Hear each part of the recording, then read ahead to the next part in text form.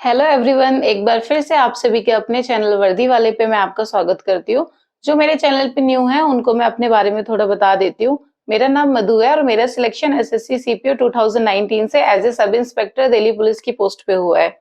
आज की वीडियो हमारी इंग्लिश के कौन-कौन से चैप्टर इंपॉर्टेंट होते हैं और टीयर 1 में कौन-कौन से चैप्टर हैं जो जिनसे ज़्यादा क्वेश्चंस आने वाले हैं और कितने वेटेज के साथ आने वाले हैं, यही सब मैं आप लोगों के साथ शेयर करने वाली हूँ। तो आज की वीडियो स्टार्ट करते हैं और आप लास्ट तक बने रहना ताकि आपको सारा ओवरव्यू मिल जाएगा टोटली कि इंग्लिश में क्या चीज़ कितनी करनी है और कैसे करनी है।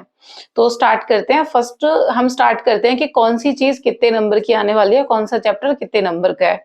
देखिए पहले हम वोकैब से स्टार्ट करते हैं। 5 नंबर के हमारे सिनोनिम्स आते हैं, 5 नंबर के हमारे एंटोनिम्स आएँगे, 5 नंबर के ही इडियम फ्रेज़ आते हैं और 5 नंबर के ही वन वर्ड सब्स्टिट्यूशन आते हैं हमारे।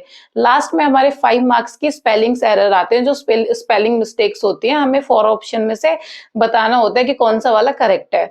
तो ये टोटल हमारे कितने हो जाते हैं कि 25 मार्क्स की हमारी सिर्फ वोकैब वाला पोर्शन होता है। इसके बाद हमारा पैसेज और क्लोज टेस्ट की हम बात कर लेते हैं। 5 मार्क्स का हमारा पैसेज आता है और 5 मार्क्स का ही हमारा क्लोज टेस्ट आता है। लास्ट में हमारा ग्रामर वाला पोर्शन बचता है, उसमें हमारे फिलअप आते हैं 5 मार्क्स के और 5 मार्क्स के हमारे आते हैं एरर्स जो होते हैं। लास्ट में हमारा सेंटेंस इम्प्रूवमेंट वाला बचता है जो लास्ट में, वो भी हमारा 5 मार्क्स का हो जाता है। ये हमारा टोटल 50 मार्क्स का सेक्शन है। 25 मार्क्स की वोकैब हो जाती है, 15 मार्क्स का ग्रामर वाला पोर्शन हो जाता है और 10 मार्क्स का पैसेज और क्लोज टेस्ट वाला हो जाता है। ये हमारे मीन्स हमारे 3 पार्ट में हो जाता है। जो टीयर 1 का अगर हम ओवरव्यू देखें सिलेबस का, तो वो 3 पार्ट में हो जाता है। एक ग्रामर वाला पोर्शन हो गया, एक वोकैब वाला हो गया और थर्ड हमारा जो पैसेज और क्लोज टेस्ट वाला पोर्शन हो जाता है। तो वन बाय वन चलते हैं कि आपको कैसे और कौन सी चीज़ करनी है और कैसे करनी है। फर्स्ट हमारा मैं पैसेज और क्लोज टेस्ट से स्टार्ट करती हूँ क्योंकि मुझे कमेंट्स आती रहती है कि मैम क्लोज टेस्ट में कैसे करें, पैसेज कैसे करें? तो देखो कि आपको करना कैसे है। देखो, क्लोज़ टेस्ट का क्या है कि अभी जो है वो सिर्फ़ 5 मार्क्स का आने वाला है। तो अगर आपको इस टाइम अगर वो स्किप भी करना चाहते हो ना आप कि आपको टाइम की रिलेटेड दिक्कत हो रही है कि आप बहुत ज़्यादा टाइम नहीं दे पा रहे हो, तो क्लोज़ टेस्ट इस टाइम आप छोड़ सकते हो। क्योंकि देखो 5 नंबर का आएगा क्लोज़ टेस्ट तो उसमें से 1-2 क्वेश्चन तो आप कर ही लोगे क्योंकि एक एवरेज आता है। ऐसा नहीं है कि बहुत ज़्यादा डिफ़िकल्ट आएगा कि आपको बिल्कुल कुछ ना आता हो। 5 में से 2-3 क्वेश्चन आप कर ही लोगे। अब पैसेज की बात करते हैं। पैसेज में देखो मैं किस तरीके से अटेम्प्ट करती थी कि थोड़ा ना आपका टाइम सेव हो पाए। तो पैसेज में देखो बहुत बड़ा होता है पैसेज आपको पता ही है। तो पहले ना आप 5 क्वेश्चंस को रीड कर लो एक बार। जो हमारे 5 क्वेश्चंस है ना उन पे 1-1, 2-2 अच्छे से टाइम दो 1-2 सेकंड्स का और उन पाँचों क्वेश्चन को आप रीड आउट कर लो। उसके बाद आप अपने पैसेज पे जाओ और पैसेज को अच्छे से पढ़ो। तो आपको क्या होगा कि आपको 5 क्वेश्चंस में से कम 2-3 क्वेश्चन तो अच्छे से आपको याद रहते हैं कि हाँ, क्या क्वेश्चन आज कौन सा क्वेश्चन क्या पूछा गया है। तो जब आप पैसेज पढ़ते हो तो आपको ऑटोमेटिकली 2-3 क्वेश्चन का तो ऐसे ही आंसर मिल जाता है। बाकी के जो 1-2 होते हैं जैसे कि कुछ इस टाइप से भी पूछ लेते हैं कि पैसेज का जो लैंग्वेज है वो किस टाइप का है, तो उसके लिए देखो आपको थोड़ा पैसेज पढ़ आप ना स्टार्टिंग से पढ़ लो और थोड़ा लास्ट से आप पढ़ लो। तो आपको पता चल जाएगा कि बेसिकली किस बारे में है पैसेज, तो आप वो वाले क्वेश्चन भी इजीली कर लोगे। लास्ट में कि उनमें स्कोर नहीं कर पा रहे हो तो कैसे इंप्रूव होंगे? तो क्लोज टेस्ट और पैसेज टोटली अंडरस्टैंडिंग पे डिपेंड करता है। इसमें ना देखो ऐसा नहीं है कि आप कुछ पढ़ लोगे तो कुछ सीख लोगे। जैसे कि ये रीडिंग हैबिट होती है आपकी उससे इंक्रीज होता है, तो वो तो इस टाइम आप कर नहीं सकते। तो आपको क्या करना है कि आप ना प्रीवियस ईयर पैसेज वाले क्वेश्चन करो। क्योंकि पैसेज और क्लोज टेस्ट में देखो ऐसा है कि अगर आप प्रैक्टिस इस टाइम ना सिर्फ जब मॉक टेस्ट दे रहे हो उस टाइम प्रैक्टिस कर लो, अलग से करो भी मत मैं बोलूँगी इस टाइम। क्योंकि देखो इस टाइम 25 नंबर की वोकैब आने वाली है तो उस पे थोड़ा ज़्यादा टाइम दो आप। तो क्योंकि वो स्कोरिंग है 25 मार्क्स आपको चाहिए, तो ये पैसेज और क्लोज टेस्ट का आप इतना करो कि सिर्फ प्रीवियस ईयर या मॉक टेस्ट देते टाइम खत्म करो। अब हम हमारा वोकैब वाले सेक्शन की बात करते हैं कि आपको वोकैब कैसे करनी है। वोकैब में मैं देखो हर बार बोल रही हूँ कि सिर्फ और सिर्फ प्रीवियस ईयर करना है। अगर आप ऑलरेडी प्रिपरेशन में हो तो भी आप प्रीवियस ईयर को इस टाइम अच्छे से रिपीट मल्टीपल रिवीजन पे लगा दो।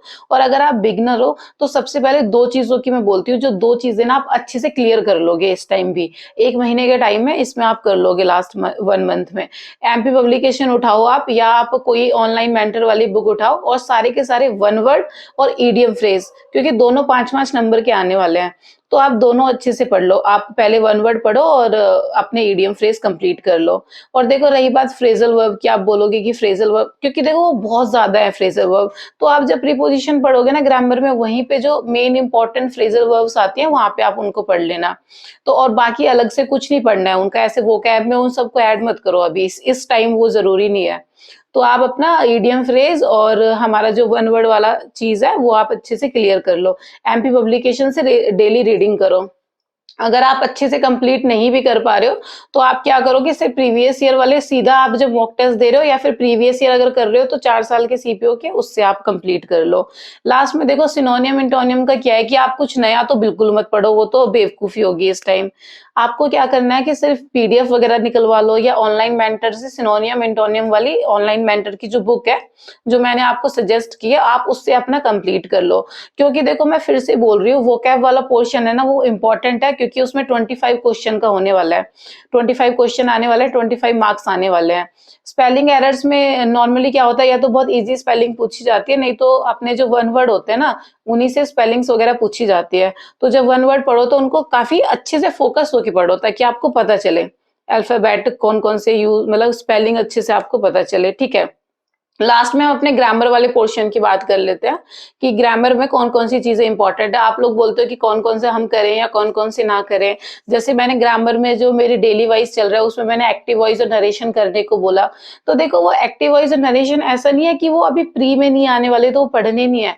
तब हम टेंस पढ़ते हैं ना, वो क्या है कि वो टेंस का ही पार्ट है एक तरीके से, जैसे कंडीशनल सेंटेंस है, तो वो भी टेंस का ही पार्ट है। तो वो चीज़ें ना आपको क्लियर होंगी, तो ये दोनों चीज़ें ना जो सेंटेंस इम्प्रूवमेंट में और एरर्स में आपको हेल्प करेंगी।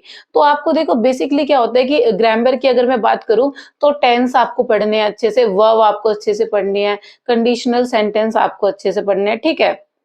उसके बाद आपको क्या पढ़ना है कि आप नाउन और प्रोनाउन अच्छे से पढ़ लो। ये ना इम्पोर्टेंट टॉपिक्स हैं जो दोनों चीज़ों में यूज़ होंगे, एरर्स में और सेंटेंस इम्प्रूवमेंट में आपके यूज़ होंगे। टेंस हो गए, वर्ब हो गए, उसके बाद कंडीशनल सेंटेंस हो गए, ठीक है? और पैसिव और नरेशन में देखो इतना बड़ा टॉपिक नहीं है, तो मैं तो बोलूँगी कि आप छोड़ के मत जाओ, उनको अच्छे से पढ़ लो।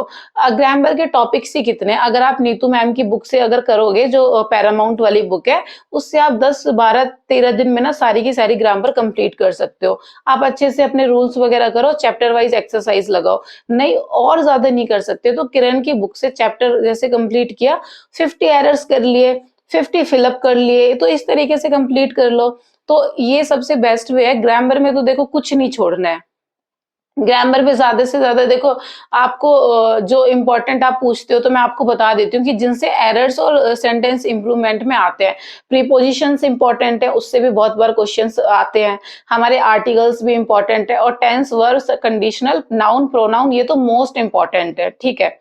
इतना आपको करके ही चलना है। ये हमारा टोटल वेटेज जो मैंने आपको बता दिया और क्वेश्चन पेपर भी आपका कैसे आने वाला है वो भी बता दिया। अगर स्किप करने के बाद एट लास्ट अगर आप फिर से मैं आपको बोलूँगी तो आप सिर्फ क्लोज़ टेस्ट को इस टाइम स्किप कर सकते हो कि अगर आप उसकी प्रैक्टिस नहीं भी कर रहे हो, तो आप उसमें से 2-3 क्वेश्चन तो देखो कर ही लोगे। पैसेज का भी मैंने आपको तरीका बता दिया कि कैसे करना है। रही बात आप बुक्स की, मैं आपको सजेस्ट कर देती हूँ। ग्रामर के लिए आप 10-15 दिन में इज़िली सारी ग्रामर कंप्लीट कर सकते हो। नीतू मैम की आप बुक उठाओ, वहाँ से आप अपना ग्रामर वाला पोर्शन कंप्लीट कर लो। वो सबसे बेस्ट वे है क्योंकि आप ना उसको अगर करोगे तो वहाँ से आप रिवाइज़ भी कर पाओगे इसी टाइम। अपने एग्ज़ाम से पहले अगर आप न्यू हो ना, बिगिनर हो, तभी भी आप रिवीज़न कर लोगे फिर से एक बार और देख लेना आप ना अच्छा स्कोर कर पाओगे अगर आप इतना भी कवर कर लेते हो तो।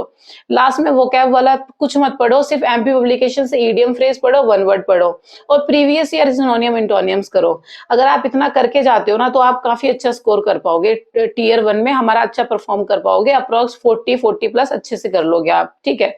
इतना आप अच्छे से कवर करो। अगर आपको कोई डाउट होता है और कुछ आपसे कोई क्वेरी होती है तो आप मेरे को कमेंट सेक्शन में कमेंट किया करो ताकि मुझे पता चले कि हाँ, और मैं आपको अच्छे से गाइड कर पाऊँ अपनी नेक्स्ट वीडियो में।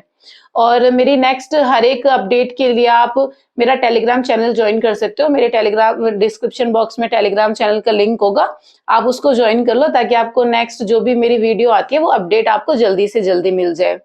Thank you for watching my videos.